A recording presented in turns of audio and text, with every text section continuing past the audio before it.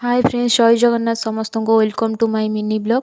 आज मोर बहुत बहुत मन दुख अच्छी कारण 2 दिन है मो मेंचू कुआड़े पलि मु पाऊनी भल लगुनि से जानी शुणी लेट्रे उठिली भल लगुनि बस। तापर एपटे देख तो पाग किसी एमती थिला बहुत जोरे खरा होतिला कारण जेहेतु 9टा बाजिलानी मते माँ भूसी मिश्री दी देथिला पीवाई तापर मु बीट जूस पी देथिली जोटा देह ପାଇଁ भल किंतु पार्टी माई जम्मा भी भल लागेनी किंतु बाध्य पीवाई। तापर एपटे मु बसी पड़ती रेडी होकी सबुदिन भली फोटो सुट करने आउ वीडियो सुट करने एपटे देखुना कान फुल ना तथापि देखुना केमती स्टाइल हाँ जाम छाड़ तथापि चुटी फुटी झाड़ी स्टाइल मारी आपण मैंने तो जानते मु कैमेरा सामने केमती फुले हुए हो।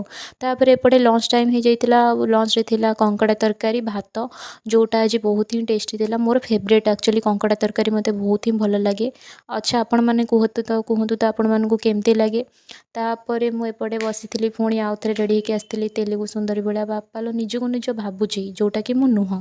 तापर देखुना एपटे डायलॉग भूली जाऊँगी तथापि बारंबार कहबारे लगी जीवन में सब जिन चेष्टा करवा तो निहाती दरकार ना मु भी करुच्ची आउ। तापर मु 4टा बेल हो जाता छात पर पलि आसती जैकेट पिंधिकी बहुत जोरे ठंडा होता आज दिन सारा मत शोयापी टाइम मिल नाला से बहुत जोरे निद लगुला संध्या बेल टाइम हो जाता तो से तो एबे तो शोई हेबनी माँ ना मारिदेव। तापर मत एपटे मिल जाता गरम गरम चाट जोटा कि मो भौणी करथिला।